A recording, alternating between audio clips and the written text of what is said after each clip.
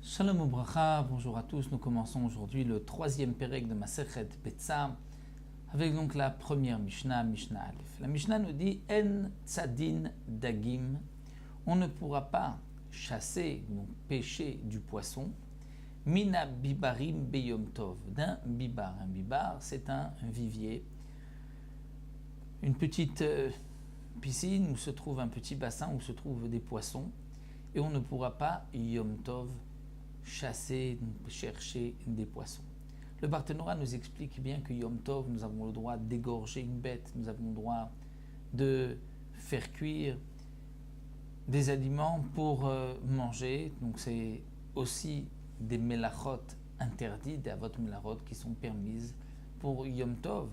Est-ce que on peut aussi chasser une bête Yom Tov, une bête sauvage ou des poissons, les chercher, les pêcher?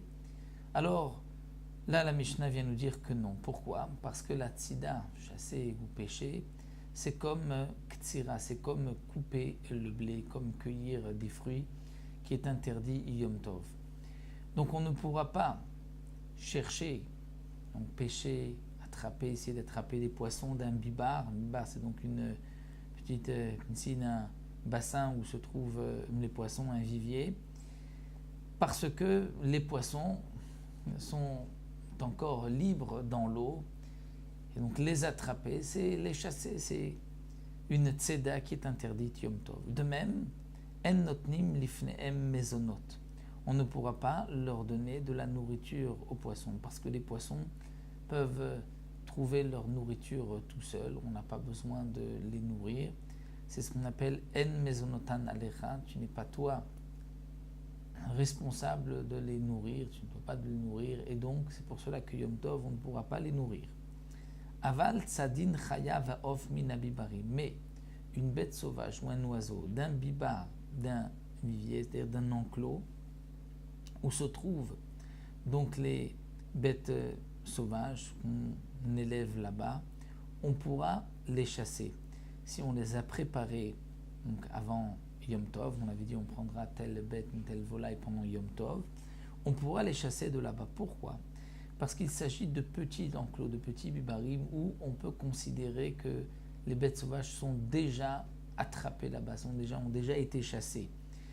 De même pour les oiseaux, parce qu'ils n'ont pas beaucoup d'espace, d'endroit pour se sauver, on ne va pas courir des heures derrière eux, on pourra rapidement les attraper, donc ça ne s'appelle pas les chasser. Donc c'est là la différence entre un bibar pour un poisson, ou même dans un petit bassin, le poisson va nous échapper et on devra faire une véritable tzeda, une véritable chasse au poisson pour l'attraper, alors que pour les bêtes sauvages et les oiseaux, dès que l'enclos est petit, ils sont déjà sous notre main et donc ce n'est pas interdit Yom Tov. Rabban Shimon Gamliel nous dit qu'en vérité, Rabban Shimon Gamliel vient nous dire qu'en vérité, lo kol habibarim shavim, les viviers ne sont pas tous les mêmes. Rabban Shimon Gamliel, comme explique le Barthénora, vient expliquer Tanakama. Il vient dire que tout dépend de l'enclos, tout dépend de la grandeur. Lorsque il manque, c'est-à-dire qu'il n'est pas sous notre main, il faut le chasser, c'est interdit. S'il n'est pas mechusar tzeda, c'est mutar. C'est-à-dire que s'il est sous notre main, alors le Barthénora nous explique que cela signifie lorsqu'il est sous notre main ou pas. C'est lorsqu'il faut chercher une ruse, un moyen de les attraper, ça c'est mechusar tzeda. Mais si on court et en se penchant une seule fois, on attrape déjà la bête sauvage ou l'oiseau, il n'est pas mechusar tzeda, et là il n'y a pas d'interdiction donc de prendre Yom Tov, puisque ça ne s'appelle pas le chasser, ça s'appelle donc le prendre alors qu'il est déjà chassé. Donc la Mishnah nous a enseigné que bien que Yom Tov, nous avons le droit d'égorger une bête, nous avons le droit de cuisiner Yom Tov pour manger, mais on ne pourra pas chasser une bête ou essayer d'attraper un poisson, sauf si il est déjà sous notre main, la bête est déjà là et il suffit juste de se pencher pour l'attraper. Dans ce cas-là, ce sera permis. Donc voici pour la première Mishnah. On se retrouvera Bezrat Hashem pour une belle Mishnah la prochaine fois.